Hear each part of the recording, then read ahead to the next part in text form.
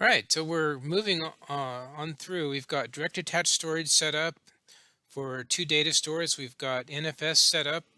And the last one that we need to do as part of our project is set up iSCSI. So let's take a look at how we do that.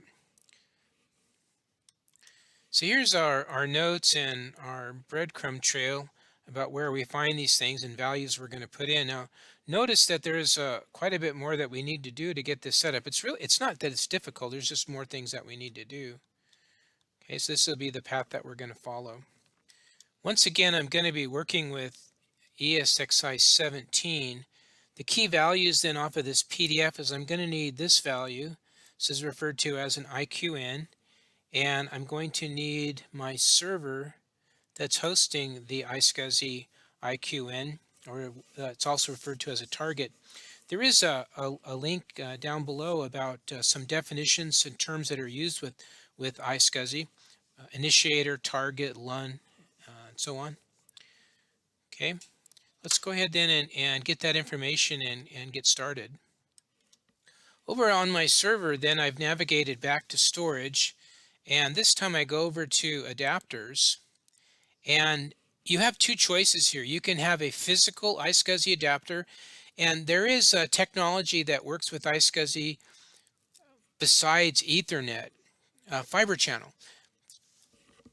For more performance-orientated iSCSI deployments, then you can have a separate network just for iSCSI. And one of the options then for the topology is to use a technology called fiber channel. We're going to do software iSCSI. So now what we're going to do is we're going to run our iSCSI commands over traditional Ethernet. We then select that and we go to enable.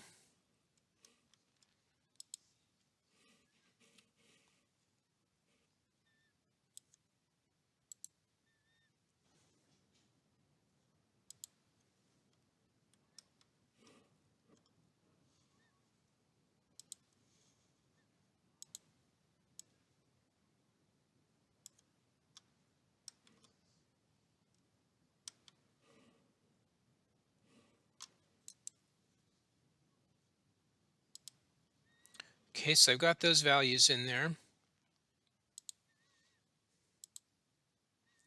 And then I need to select this as my interface. The reason being is that you can have a dedicated network channel, network card just for iSCSI. That's really pretty common in enterprise deployments, and that's why we're given a choice here. If we had multiple network cards that were tied to the VM kernel NIC, then we would need to pick the one that is intended to be the path for iSCSI to get to the storage server that's hosting the iSCSI. Before we leave this page in, let's just review. To get the page, we selected enable, and I just pointed out that this is normal. Don't let that throw you off. We're not using any type of authentication, although we could, and that would be done here.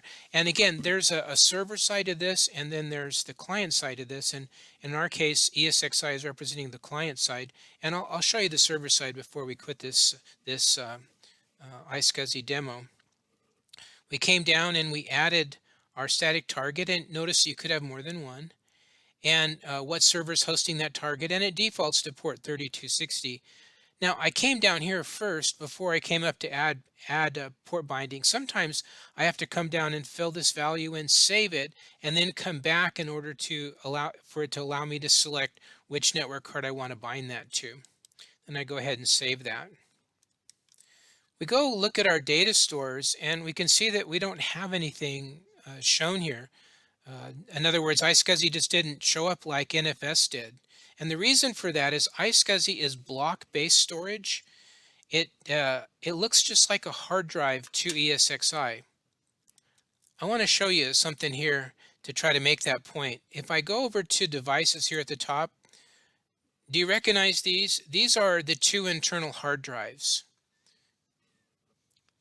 The smaller of the two here represents data store 1, and then we created data store 2. Now watch what happens when we go ahead and add iSCSI. To add iSCSI, we come over here to data stores and we go to new data store, and we're going to go through the steps just as if we had had put in an additional direct attached storage hard drive. Create new VMFS data store. And look what we've got here now. We've got the iSCSI LUN um, from the QNAP box, and that's part of the name here, QNAP iSCSI, big long name, and there's a 100 gigabyte chunk that's been set aside.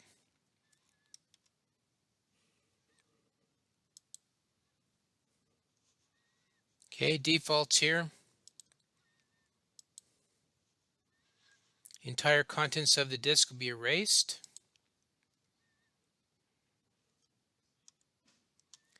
And it's now added to our data store. Now, if we come back up here to devices,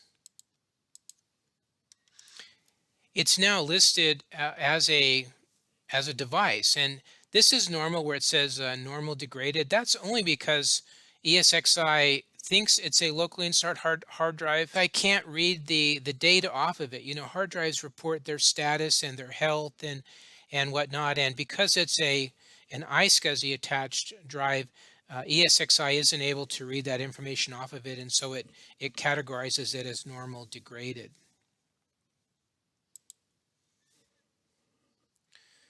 Okay, so there's now our 4 data stores. Let's take a quick look at what the server side of this looks like on a QNAP box. So over here on QNAP,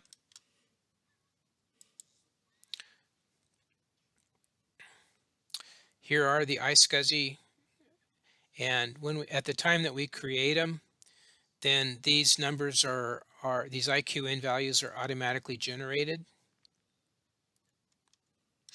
If we go to the properties and take a look at what options we have, here's where we can set up name and password required to access it. Initiators are the term used for who's allowed to connect, and right now we're allowing any connection to take place, but we could be selective.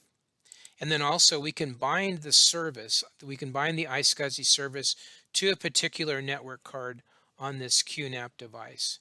And what would we do? Typically, we would then bind it to a 10 gigabit or faster network card, or possibly even a fiber channel.